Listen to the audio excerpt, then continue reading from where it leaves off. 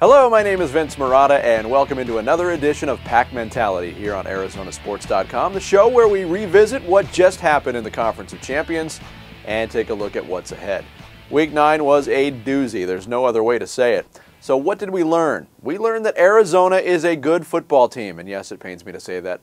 The Wildcats, who have played USC tough for the last few seasons, got a Herculean effort from quarterback Matt Scott in a 39-36 win over the Trojans. Scott threw for 369 yards and 3 touchdowns, ran for 100 more, and another score. He even threw up on the field before throwing what proved to be the winning touchdown pass with 5.5 minutes to go. Scott overshadowed Matt Barkley, who threw for 493 yards and 3 touchdowns in the game. You might remember Matt Scott was my pick as the Pac-12 Offensive Player of the Year at midseason, and he's done nothing to lose that title. We learned that Will Sutton is more than a good player. He's the heart and soul of the Arizona State defense and the piece that holds the whole unit together. Since Sutton left on the second play of the Oregon game, Arizona State's defense has allowed 940 yards of offense to the Ducks and UCLA in back-to-back losses. Additionally, they've allowed Oregon's Kenyon Barner and Marcus Mariota, along with UCLA's Jonathan Franklin, to run wild, a combined 442 yards between them. Sutton should be back on the field in some capacity this week, and his presence can only help a reeling Sun Devil defense.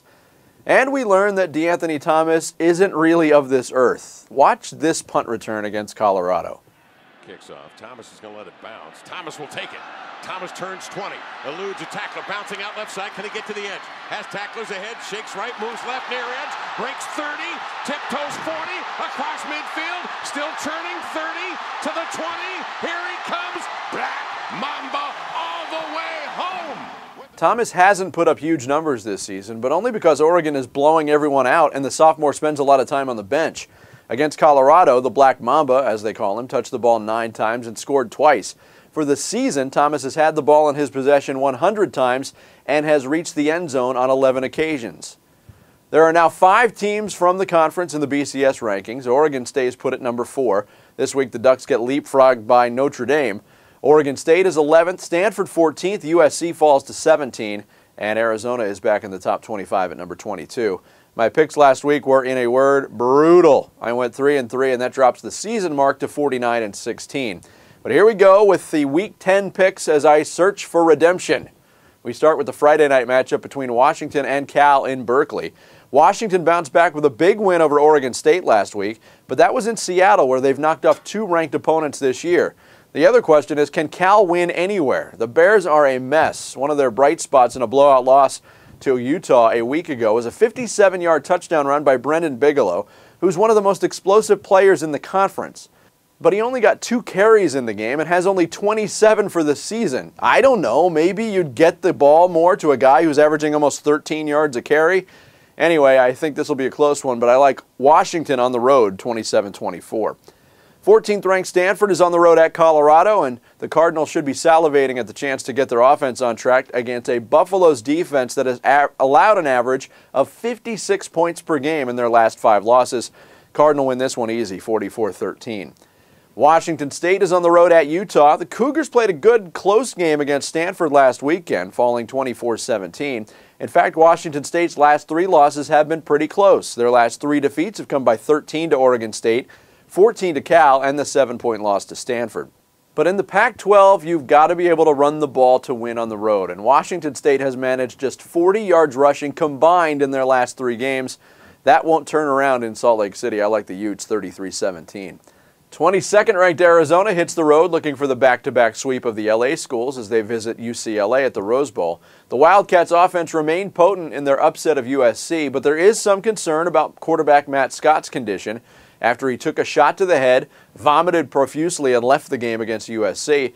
But the folks in Tucson say Scott is good to go for Saturday. Meanwhile, Brett Hundley of UCLA, along with teammate Jonathan Franklin and the rest of the Bruins offense, looked very good in their win over Arizona State in Tempe. This has all the makings of a shootout, but I'll give the edge to the Bruins on their home field. I like UCLA 41-38.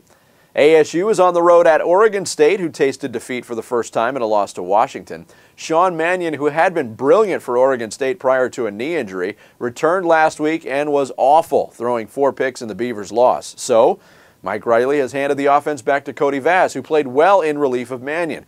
Meanwhile, ASU is reeling a bit after consecutive losses, but the Sun Devils are staying positive as they're still in the thick of the Pac-12 South race. The Devils are still seeking their first signature win under Todd Graham. They haven't beaten a ranked opponent on the road since 2002, but I think that streak gets snapped Saturday. Sun Devils win in Corvallis 28-24. And finally, the game of the week in the conference pits 4th-ranked Oregon against 17th-ranked USC in Los Angeles. Oregon is killing their opponents by an average of 33 points per game, so this will be by far their toughest test of the season. But I said it earlier, and I'll say it again, USC is one of the biggest disappointments in the country. Lane Kiffin has national championship caliber talent, yet the Trojans are 6-2 and barely hanging on to a top 25 ranking. My favorite tweet of last weekend was this one from CBSSports.com writer Chris Houston, who said, if Lane Kiffin had inherited the Beatles from Brian Epstein, he would have turned them into the Monkees. It's a classic.